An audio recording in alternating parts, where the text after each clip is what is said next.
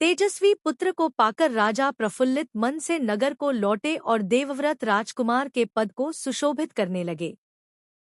4 वर्ष और बीत गए।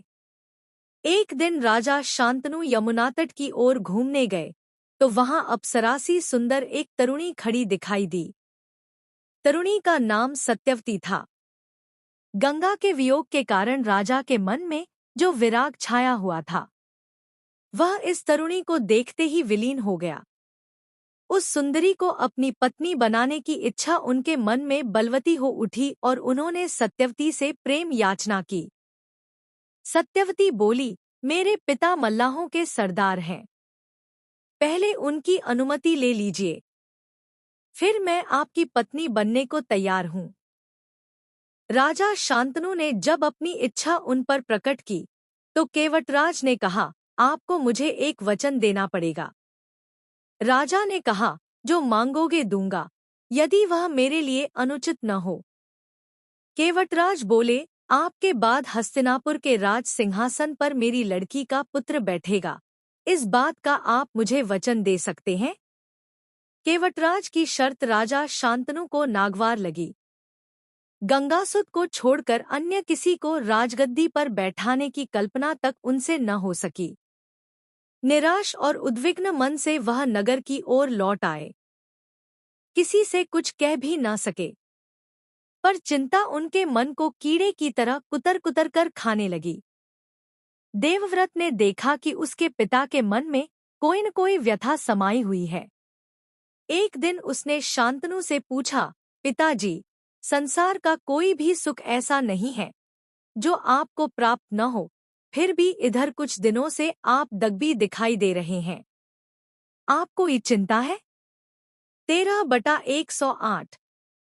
यद्यपि शांतनु ने गोलमोल बातें बताई, फिर भी कुशाग्र बुद्धि देवव्रत को बात समझते देर न लगी।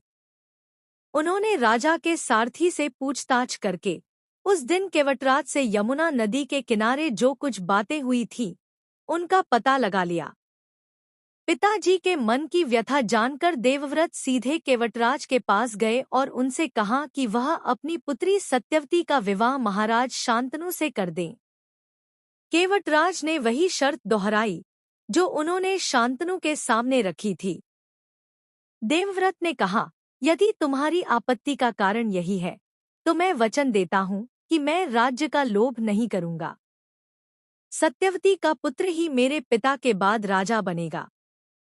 केवटराज इससे संतुष्ट न हुए। उन्होंने और दूर की सोची। बोले, आर्यपुत्र, इस बात का मुझे पूरा भरोसा है कि आप अपने वचन पर अटल रहेंगे, किंतु आपकी संतान से मैं वैसी आशा कैसे रख सकता हूँ? आप जैसे वीर का पुत्र भी तो वीर ही होगा। बहुत संभव है कि वह मेरे नाती से राज्य छीनने का प्रयत्न करे। इसके लिए आपके पास क्या उत्तर है? केवटराज का प्रश्न अप्रत्याशित था। उसे संतुष्ट करने का यही अर्थ हो सकता था कि देवव्रत अपने भविष्य का भी बलिदान कर दे, किंतु पितृभक्त देवव्रत इससे जरा भी विचलित नहीं हुए। गंभीर स्वर में उन्होंने यह कहा, मैं जीवन भर विवाह नहीं करूंगा, आजन्म ब्रह्मचारी रहूंगा, मेरे संतान ही न होगी। अब तो तुम संतुष्ट हो। किसी को आशा न थी कि तरुण कुमार ऐसी कठोर प्रतिज्ञा करेंगे। देवव्रत ने भयंकर प्रतिज्ञा की थी, इसलिए उस दिन से उनका नाम ही भीष्म पड़ गया। केवटराज ने सानंद अपनी पुत्री को देवव्रत के साथ विदा किया। सत्यवती से शांतनु के 2 पुत्र हुए, चित्रांगद और विचित्रवीर्य। शांतनु के देहावसान पर चित्रांगद हस्तिनापुर के सिंहासन पर बैठे और उनके युद्ध में मारे जाने पर विचित्रवीर्य की 2 रानियां थीं, अंबिका और अंबालिका। अंबिका के पुत्र थे धृतराष्ट्र और अंबालिका के पांडु। धृतराष्ट्र के पुत्र कौरव कहलाए और पांडु के पांडव। महात्मा भीष्म शांतनु के बाद से कुरुक्षेत्र युद्ध का अंत होने तक उस विशाल राजवंश के सामान्य कुलनायक और पूज्य बने रहे।